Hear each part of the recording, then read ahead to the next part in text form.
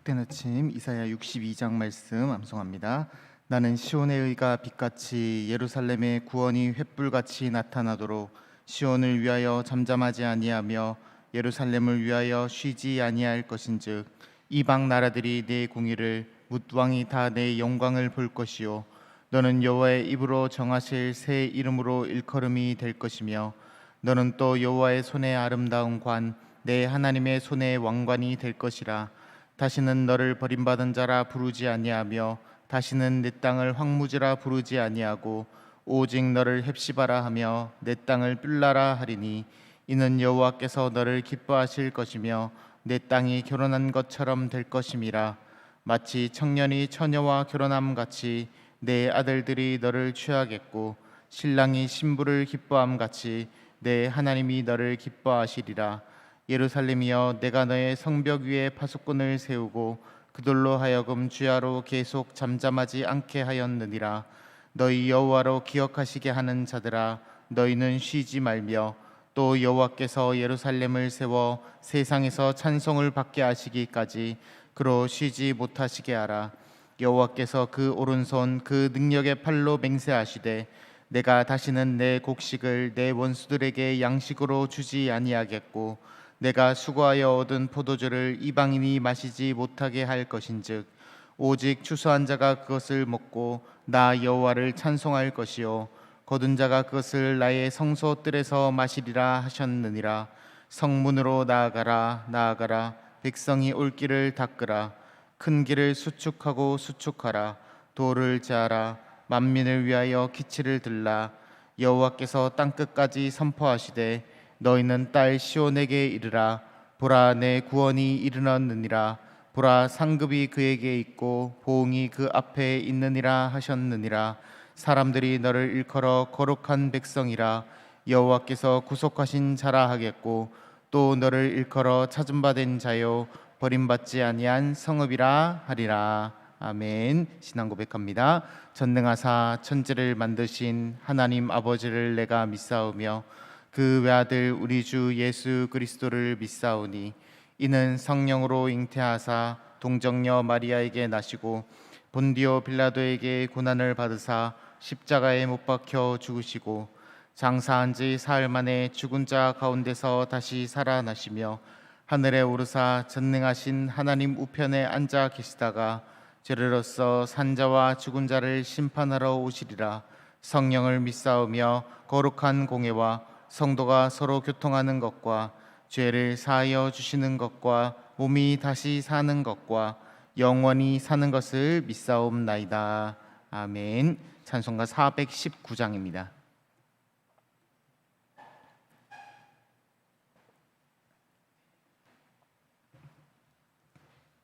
찬송가 419장 주날개 및 내가 편안히 쉬네 함께 찬송하시겠습니다. 통합 찬송가는 478장입니다. 찬송가 419장입니다. 주 날개 및 내가 편안히 쉬네. 밤 깊고 비바람 불어쳐도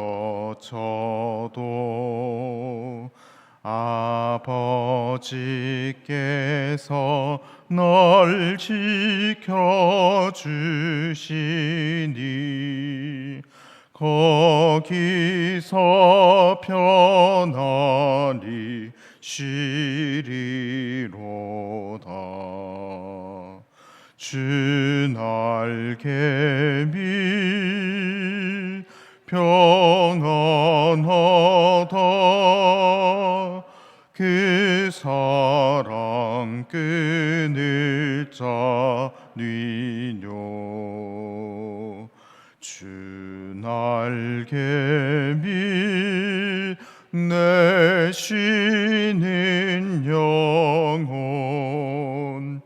영원히 거기서 살리. 주 날개 밑 나의 피난처 되니 거기서 거기서 쉬기를 원하노라. 세상이 나를 위로치 못하나 거기서 평화를 누리리라. 주 날개 밑 평안하다. 그 사랑 그늘 자니뇨. 주 날개 밑 내 쉬는 영혼 영원히 거기서 살리. 주 날개 밑 참된 기쁨이 있네. 고달픈 세상길 가는 동안 나 거기 숨어 돌보심을 받고 영원한 안식을 얻으리라. 주 날개 밑 평안하다. 그 사랑 끈을 자니뇨.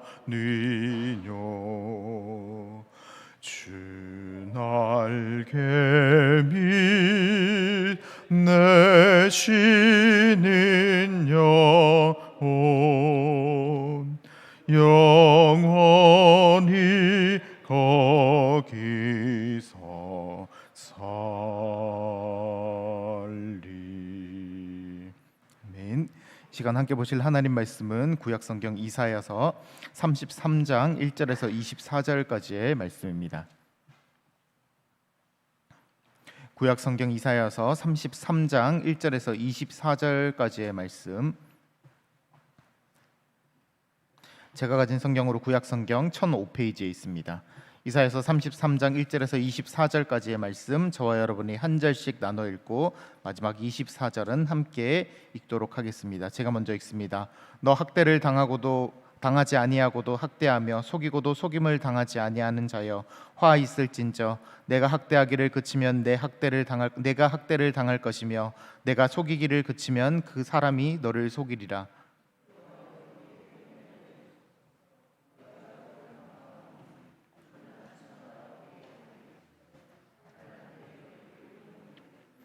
요란한 소리로 말미암아 민족들이 도망하며 주께서 일어나심으로 말미암아 나라들이 흩어졌나이다.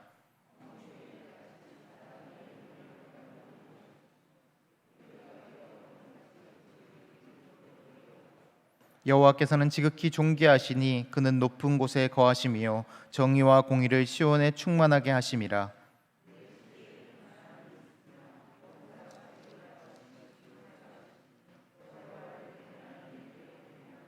보라, 그들의 용사가 밖에서 부르짖으며 평화의 사신들이 슬피 곡하며,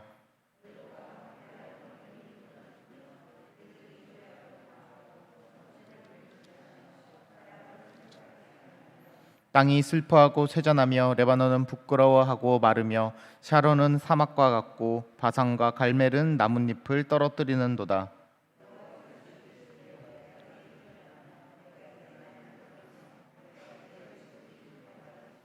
너희가 결을 잉태하고 짚을 해산할 것이며 너희의 호흡은 불이 되어 너희를 삼킬 것이며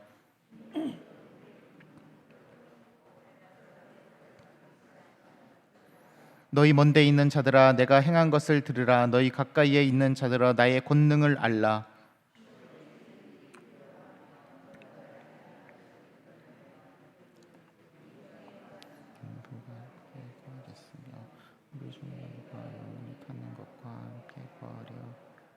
오직 공의롭게 행하는 자, 정직히 말하는 자, 토색한 재물을 가증히 여기는 자, 손을 흔들어 뇌물을 받지 아니하는 자, 귀를 막아 피를 흘려 꾀를 듣지 아니하는 자, 눈을 감아 악을 보지 아니하는 자.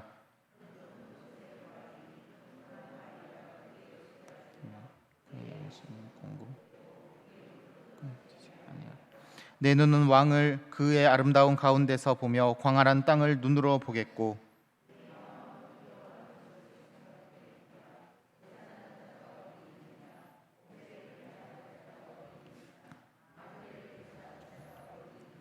내가 강포한 백성을 보지 아니하리라. 그 백성은 방언이 어려워 내가 알아듣지 못하며 말이 이상하여 내가 깨닫지 못하는 자니라.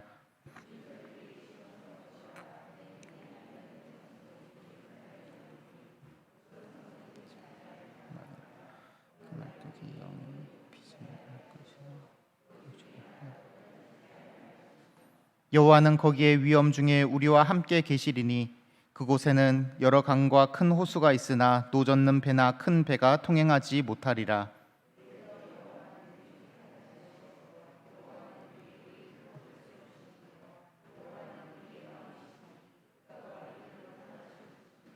내 돛대줄이 풀렸으니 돛대의 밑이 튼튼히 하지 못하였고 돛을 달지 못하였느니라. 때가 되면 많은 재물을 탈취하여 나누리니 저는 자도 그 재물을 취할 것이며 그 주민은 내가 병들었노라 하지 아니할 것이라.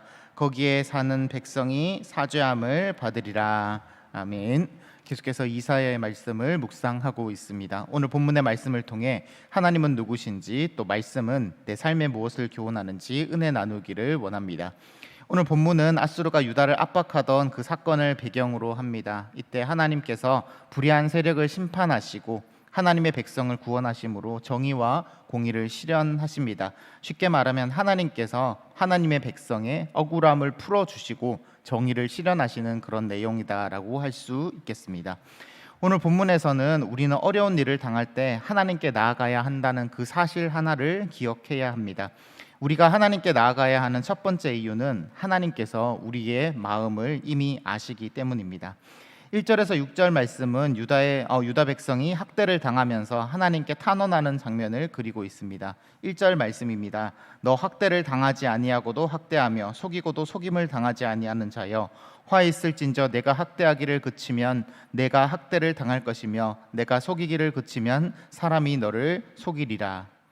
여기서 학대하는 자는 아수르를 말합니다. 아수르는 지속적으로 유다를 괴롭혀 왔습니다.